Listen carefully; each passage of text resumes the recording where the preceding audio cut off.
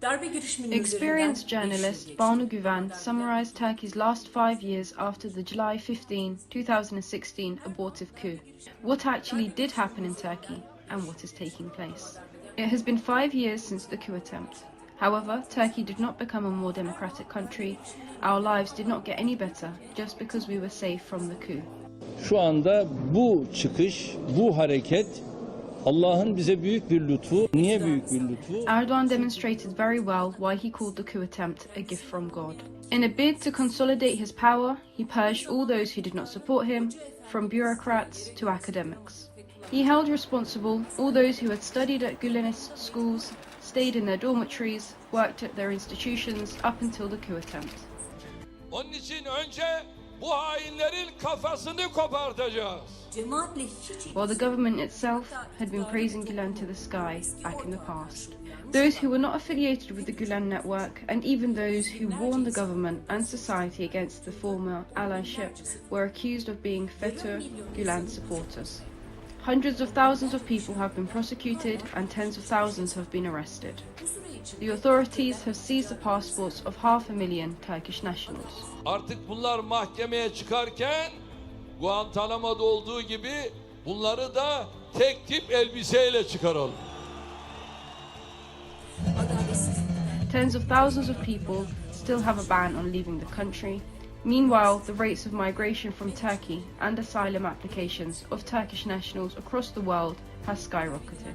Some people lost their innocent babies and families swimming across the Evros in Aegean whilst trying to flee injustice and mass crackdown. Some others faced enforced disappearance. People have been abducted with black transporters, new vehicles replacing the white Taurus of 90s Turkey, interrogated under heavy torture to then be left on the side of a highway. They were threatened and could not speak out due to fear, being arrested and tortured for being a member of a leftist organization. A woman, Ayten Öztürk, revealed the inhumane treatment people went through. 6 ay boyunca askıdan falakaya, elektroşoktan, elektriğe, tacizden, tecavüz girişimine, tabutluğa konulmadan ve boğma girişimlerine kadar her türlü işkenceyi yaşadım. 5 years after the coup attempt and the commission founded to evaluate the appeals by purged public officers is still not functioning. And meanwhile, we learn that Süleyman Özaşık, a man who calls himself a journalist, secretly gave a list of people he assumes innocent to Interior Minister Süleyman Soylu. We have heard of the amount of money earned by labelling people a FETÖ and suicides committed due to clash of interests of the mafia. The most serious and dangerous of those claims we learned was that the government armed people through the Interior Ministry Süleyman Soylu and ruling AKP's youth branch.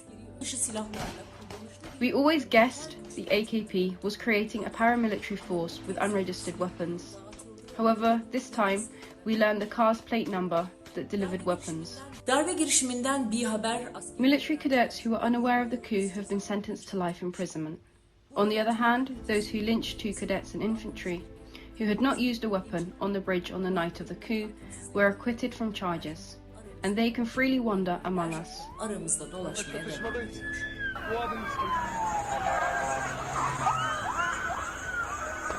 This being the case, some people don't feel safe in Turkey 5 years after the coup attempt. It seems a similar feeling applies to Erdogan politically. He is aware that his chance of being re-elected is decreasing, according to the polls. Thus, he wants to go through the next election under rule of emergency. His government has already appealed for a law amendment to extend the detention period, seize companies without due process, and dismiss public officers. Against Erdogan's move, opposition parties should immediately leave their differences aside to find common ground, close the ranks with each other, and focus on the elections and ballot box. The only way for society to exit the tunnel of fear that it has been stuck in for 5 years is to unite forces politically. Seçime ve sandığa odaklanması gerekiyor.